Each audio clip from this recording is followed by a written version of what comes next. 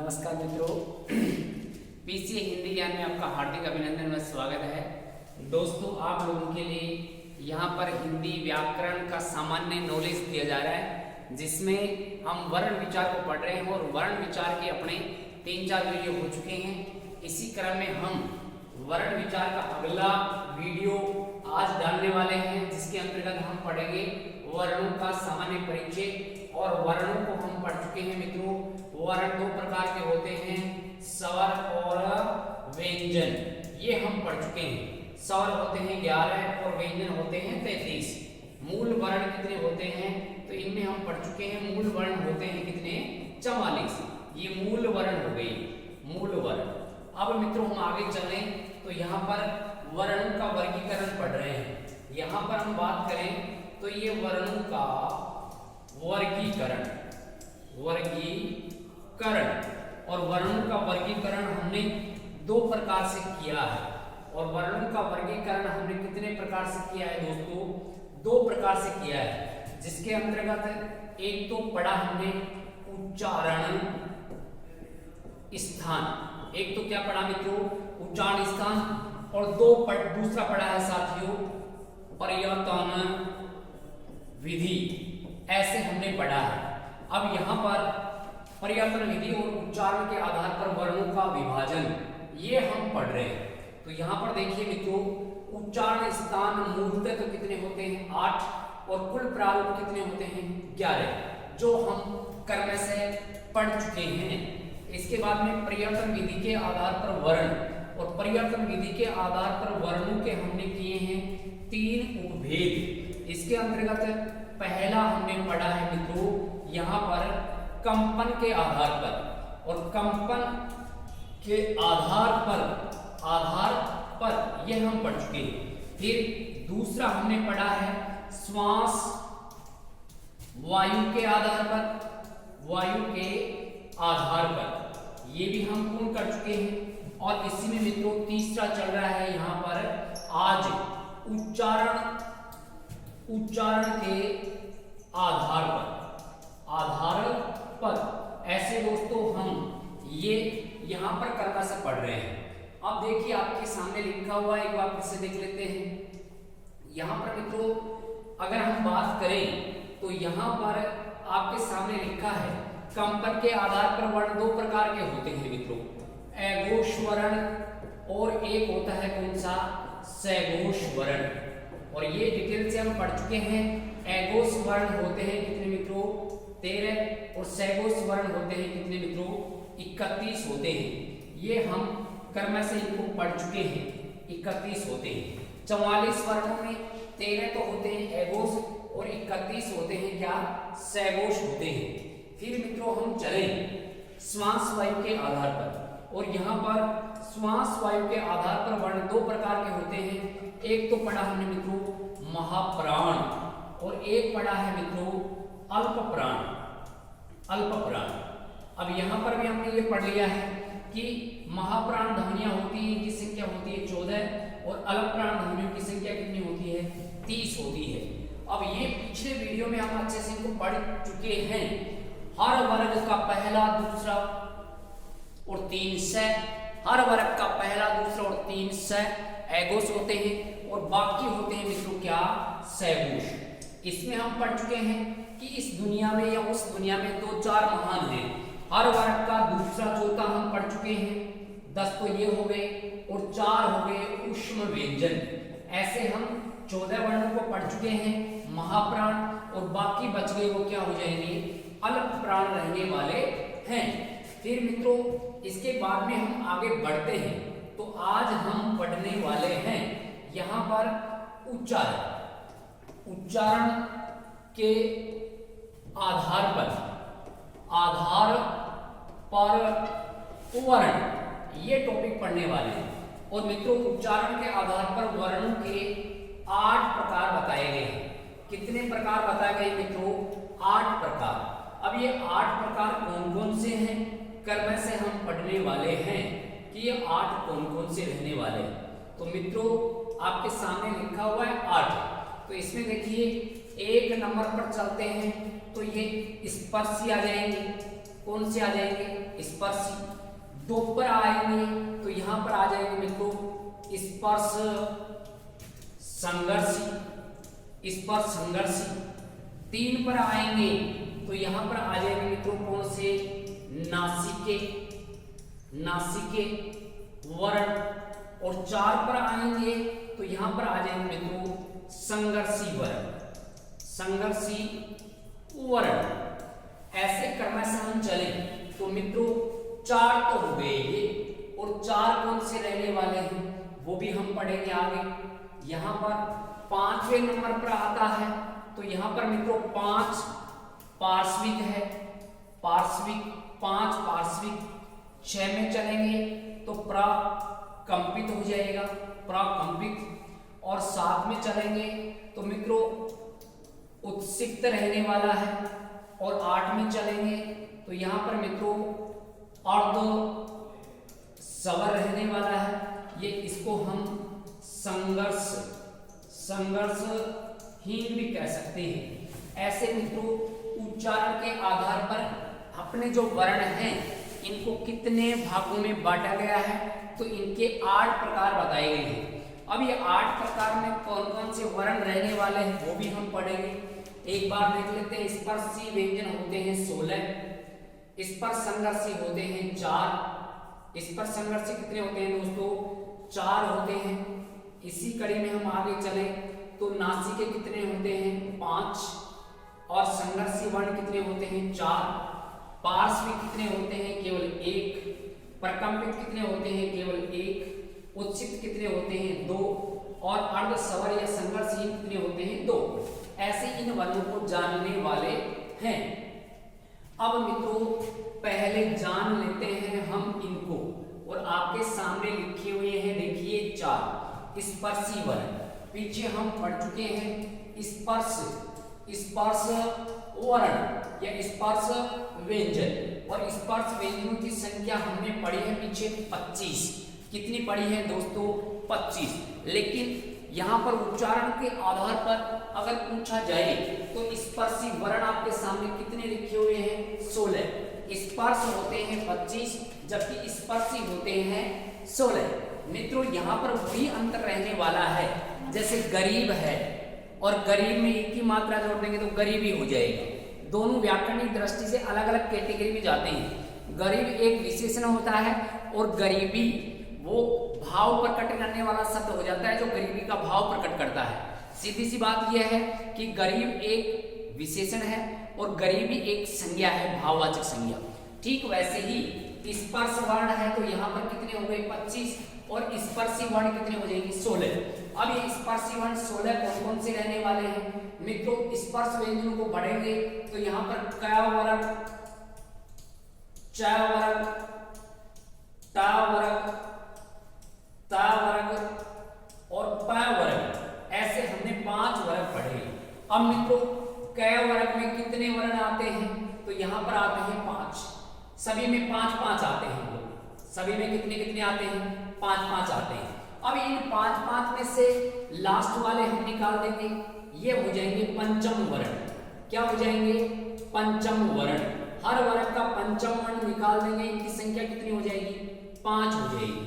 हर वर्ग का पंचम वर्ण निकाल देंगे, इनकी संख्या कितनी हो जाएगी, 5 हो जाएगी। तो यहाँ पर कितने कितने रहने वाले हैं, 4-4 रहने वाले हैं। ये हो गए 4-4। अब यहाँ पर हम बात करेंगे आगे, यहाँ पर 4 6 को भी निकाल देंगे, 6 को भी निकाल देंगे। अब संख्या कितनी बच गई, 16। मतलब हर वर्ग का पंचम वर्ण निकालने पर 20 संख्या बचेगी और 6 वर्ग को निकालने पर संख्या कितनी बचेगी, 16 बचने वाली है। और ये बचे हुए 16 वर्ण ही स्पर्शी वर्ण कहलाते हैं। क्या कहलाते हैं मित्रों, स्पर्शी वर्ण कहलाते हैं। आपके सामने लिखा हुआ है चार्ट में, आप देख सकते हैं वर्गीय व्यंजन 25 होते हैं। 25 में से 5 तो पंचम वर्ण निकाल देंगे और 4 6 वर्ग वाले निकाल देंगे। ये अलग कैटेगरी में जाएंगे। देखिए यहाँ पर हमने 5 निकाले हैं और ये 5 उच्चारण के आधार पर किस प्रकार के वर्ण रह जाएंगे मित्रों, नासिके वर्ण रहने वाले हैं। उन्हीं में से निकाले हमने, ये 5 निकाले हैं, ये क्या हो गए, ये उच्चारण के आधार पर नासिके वर्ण हो गए। ठीक है, फिर हमने एक 6 को वर्ग को और निकाला है, 6 वर्ग के 4 वर्ण निकाले हैं। और च वर्ग के जो 4 वर्ण हैं ये भी मित्रों रहने वाले हैं यहाँ पर, इस पर संघर्षी कहलाते हैं। ये लिखी हुई संख्या 4। यहाँ पर हम बात करें स्पर्श व्यंजनों की 3 कैटेगरी यहाँ पर हमने विभाजित कर दी है। स्पर्शी वर्ण होते हैं 16, स्पर्श संघर्षी होते हैं 4 जो च वर्ग में आते हैं। नासिक के वर्ण आते हैं हर वर्ग का पंचम वर्ण, और 5वां जो लिखा है यहाँ पर हम ध्यान रख सकते हैं मित्रों ऊष्म व्यंजन। ऊष्म व्यंजन जो है इनको उच्चारण के आधार पर संघर्षी कहते हैं। उच्चारण के आधार पर क्या कहते हैं मित्रों? संघर्षी कहा जाता है। तो ऐसे हम बात करें तो ये हो गए संघर्षी। अब संघर्षी आपके सामने लिखी हुई 4 है, तो ऐसे हम ध्यान रख सकते हैं। अब देखिए वापस आते हैं, स्पर्शी वर्ण हो गए कितने? 16, स्पर्श संघर्षी कितने हो गए? 4, नासिक कितने हो गए? 5, हर वर्ग का पंचम वर्ण। संघर्षी वर्ण कितने होते हैं? 4। मतलब ऊष्म व्यंजनों को ही यहाँ उच्चारण के आधार पर किस नाम से जाना जाता है?